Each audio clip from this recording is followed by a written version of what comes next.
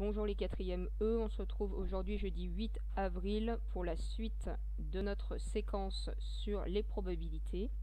Donc dans un premier temps, on va corriger les exercices 3 et 4 que vous aviez à faire pour aujourd'hui. Ensuite, vous chercherez l'activité numéro 2 qui s'appelle devinette, puis vous vérifierez votre travail à l'aide de la correction proposée. Et puis pour terminer, on fera un petit point de leçon avec la notion 29 qui s'appelle déterminer la probabilité d'un événement.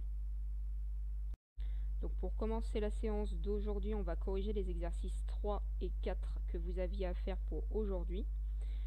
Donc dans l'exercice numéro 3, vous aviez 3 dés qui avaient des spécificités particulières et vous deviez associer chaque dé à un tableau avec les probabilités de chacune des issues. Donc pour le dé bleu, vous aviez comme info que c'était un dé qui est plombé et qui tombe toujours sur le 6. Ça veut dire que quel que soit le lancer que vous faites, le dé ne peut tomber que sur le 6. Donc forcément, ça correspondait au tableau C, puisque toutes les probabilités des issues 1, 2, 3, 4 et 5 valent 0, et la probabilité d'obtenir 6 vaut 1. Je vous rappelle que un événement dont la probabilité vaut 1, c'est ce qu'on appelle un événement certain, donc c'est celui qui correspondait au dé bleu. Ensuite, pour le dé rouge, on vous dit que c'est un dé qui est équilibré. Un dé qui est équilibré, ça veut dire que toutes les faces ont la même probabilité. Donc c'est un dé cubique, on a 6 faces, ça veut dire que chaque face a autant de chances d'être tirée et vaut 1 sur 6. Donc c'était le tableau A. Je vous rappelle qu'une situation dont toutes les probabilités sont égales, c'est ce qu'on appelle une situation d'équiprobabilité.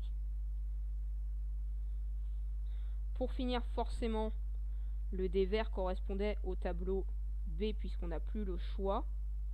Et on vous disait pour le dé vert qu'il était truqué de telle sorte que la probabilité d'obtenir le 6 vaut 2 fois la probabilité de n'importe quel autre résultat. Effectivement, toutes les probabilités pour 1, 2, 3, 4 et 5 valent 1 septième.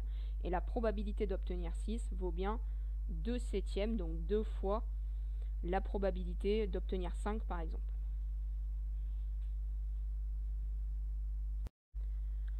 Pour l'exercice numéro 4, on vous disait dans une entreprise, le ratio homme-femme est de 4:3. On croise une personne de cette entreprise et on regarde s'il s'agit d'un homme ou d'une femme. Donc vous devez déjà donner les issues de cette expérience aléatoire et ainsi que leur probabilité. Donc déjà, je vous rappelle que les ratios, c'est un chapitre qu'on a travaillé au tout début de l'année avec la proportionnalité. Donc quand on a un ratio 4:3, ça veut dire que j'ai 4 hommes pour 3 femmes. Ça veut dire qu'au total, si je prends un groupe de 7 personnes dans cette entreprise, au hasard, j'aurai en moyenne 4 hommes et 3 femmes. Donner les issues de cette expérience aléatoire. Les issues de l'expérience aléatoire, on a vu dans la leçon mardi que c'était les résultats de l'expérience aléatoire. Donc si on nous dit dans la consigne, on regarde s'il s'agit d'un homme ou d'une femme. Donc on peut avoir comme résultat, donc les issues sont l'événement, alors que je vais appeler H, c'est un homme, ou alors on peut avoir comme résultat, c'est une femme. Donc on n'a que 2 issues possibles pour cette expérience aléatoire. Ensuite, pour les probabilités, donc la probabilité d'avoir un homme, eh ben, elle va valoir 4 sur 7, puisque j'ai 4 hommes sur 7 personnes au total. Et la probabilité d'avoir une femme va valoir 3 sur 7, puisque j'ai 3 femmes sur 7 personnes. Je vous rappelle qu'on a vu que quand on additionnait les probabilités d'une expérience aléatoire, on devait toujours avoir 1. Si j'additionne 4 septièmes plus 3 septièmes, j'ai bien 7 septièmes qui vaut 1. Voilà pour la correction des exercices. Pour la suite de la séance, vous allez prendre l'activité numéro 2 qui s'appelle devinette et vous allez chercher dans un premier temps uniquement la première question. Donc on vous dit que dans une urne qui est opaque, ça veut dire qu'on ne peut pas voir à l'intérieur de l'urne depuis l'extérieur, hein. On tire au hasard sans voir la couleur de la boule. On sait qu'il y a 16 boules et qu'il y a 3 couleurs différentes. Il y a des boules rouges, bleues et noires. Ousmane sait combien il y a de boules de chaque couleur et il veut le faire deviner à sa petite sœur Camélia. Et il lui donne seulement 2 indices. On sait qu'il y a autant de boules noires que de boules rouges. Et si je tire une boule dans l'urne, je sais que j'ai une chance sur 4 que cette boule soit bleue. On vous demande d'aider Camélia à deviner combien il y a de boules de chaque couleur dans l'urne.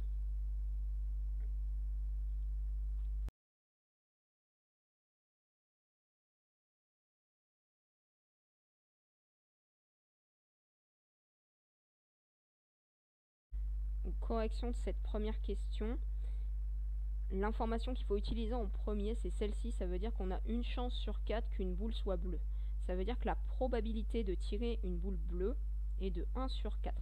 Ça veut dire que si mon urne avait 4 boules à l'intérieur, il y en aurait une qui est bleue. Sauf que moi, l'urne dont on dispose n'a pas 4 boules, mais 16. Ça veut dire que pour avoir une chance sur 4, il faut que je trouve la fraction égale à 1/4, comme quelque chose, sur 16. Donc c'est assez simple puisque c'est une multiplication par 4. 4 fois 4, 16. Donc ici, je vais multiplier par 4. Ça veut dire qu'il y a 4 boules bleues. Si j'ai 4 boules bleues sur 16, j'ai bien une chance sur 4 de tirer une boule bleue. Ensuite, on nous dit, dernière info, il y a autant de boules noires que de boules rouges. Donc s'il y a 16 boules en tout dans l'urne et que j'enlève déjà mes 4 boules qui sont bleues, ça veut dire qu'il me reste 12 boules à répartir qui n'ont pas de couleur. Et on sait que ces boules sont soit noires, soit rouges. Donc si j'ai autant de boules noires que de boules rouges, ça veut dire qu'il y a 6 boules de chaque couleur. Donc 6 boules noires et 6 boules rouges.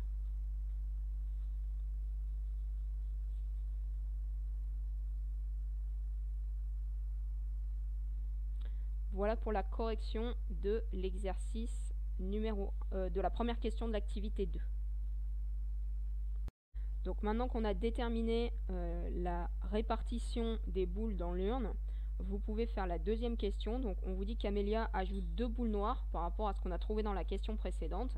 Et elle affirme, j'ai 50% de chance de tirer une boule noire. Est-ce qu'elle a raison? Et expliquez pourquoi. Donc je vous laisse chercher cette question et vous remettez la vidéo en mode lecture quand vous avez terminé.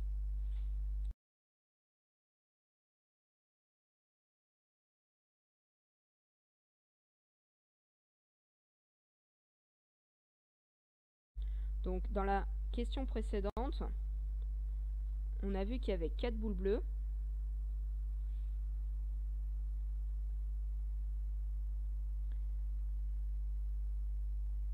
six boules rouges et 6 boules noires. Comme on en rajoute 2, maintenant on en a 8. Donc dans l'urne au total, j'ai 6 plus 4, 10 plus 8, 18 boules. Donc ça veut dire que pour avoir 50% de chance de tirer une boule noire, ça veut dire qu'il faudrait que j'ai la moitié des boules de mon urne qui soient noires. Comme j'ai 18 boules dans mon urne, ça veut dire qu'il faudrait au moins 9 boules noires dans l'urne pour avoir 50% de chance de tirer une boule noire. Or, c'est pas le cas, j'en ai que 8. Donc forcément, j'ai moins de 50% de chance de tirer une boule noire. Donc la probabilité de tirer une boule noire, en fait, on a 8 boules sur 18. Et ça, c'est différent de 50% qui serait avoir 9 boules sur 18. Hein, c'est plus petit. Donc on n'a pas 50% de chance. Donc, Camélia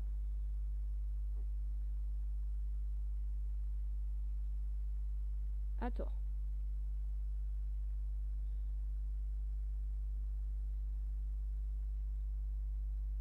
Voilà pour la correction de l'activité numéro 2. Pour la suite de la séance, vous allez compléter la notion numéro 29 qui s'appelle déterminer la probabilité d'un événement. Il n'y a qu'une seule page. Et on commence avec la première définition. Donc la probabilité d'un événement est égale à la somme des probabilités des issues qui le réalisent. Donc par exemple, si vous voulez calculer la probabilité d'obtenir un nombre inférieur ou égal à 3 quand on lance un dé cubique, pour calculer cette probabilité, vous allez être obligé d'additionner la probabilité d'avoir 1, la probabilité d'avoir 2 et la probabilité d'avoir 3. Donc je vous ai mis un autre exemple en dessous. Donc je vous laisse compléter en dessous le tableau. Donc dans la classe de Paul, on choisit un élève au hasard et on s'intéresse au nombre de frères qu'il a. C'est-à-dire qu'on interroge tous les élèves de la classe et on leur demande le nombre de frères et de sœurs qu'ils ont. Donc il y a 4 réponses qui ont été données par les élèves, soit c'était 0, un frère ou une sœur, 2 ou 3. Donc on sait que la probabilité est de 2 sur 25 pour 0, 13 sur 25 pour 1, etc., etc. Ça veut dire que par exemple, on sait qu'il y a 13 élèves sur 25 qui ont un seul frère ou une seule sœur.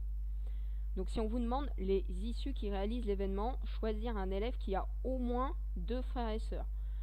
Avoir au moins 2 frères et sœurs, ça veut dire que vous allez prendre en compte à la fois ceux qui ont 2 frères et sœurs, mais aussi ceux qui en ont 3, puisqu'on vous dit au moins 2 frères et sœurs. Donc si on vous demande la probabilité de cet événement, vous allez additionner la probabilité d'avoir 2 frères et sœurs, mais aussi la probabilité d'avoir 3 frères et sœurs. Donc 8 sur 25 plus 2 sur 25. C'est une addition de fractions au même dénominateur, donc pas de souci, ça donne 10 sur 25. Et 10 sur 25, ça se simplifie par 5. Et il nous reste 2 sur 5, c'est-à-dire 0,4. Je vous rappelle qu'une probabilité, c'est forcément un nombre compris entre 0 et 1. Donc la probabilité de cet événement est égale à 0,4. Donc la propriété juste en dessous, je vous l'ai rappelé, on l'avait vu déjà dans la séance précédente. Donc une probabilité, c'est forcément un nombre compris entre 0 et 1.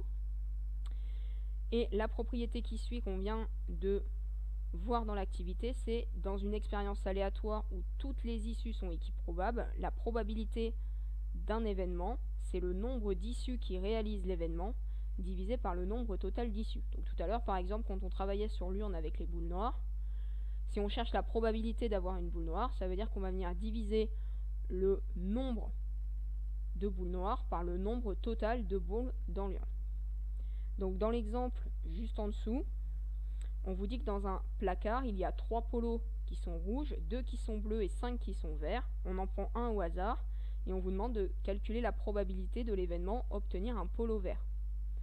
Donc dans cette expérience, on a au total 10 issues puisqu'on a 10 polos différents, 3 plus 2 plus 5. Et chaque polo a la même probabilité que les autres d'être obtenu. Ok, on choisit au hasard. L'événement obtenir un polo vert est forcément réalisé si vous choisissez un des 5 polos qui est vert. Donc ça veut dire que la probabilité d'avoir un polo vert va être de 5, le nombre de polos verts, divisé par le nombre total de polos dans l'armoire, c'est-à-dire 10. Et 5 sur 10, c'est la même chose que 0,5.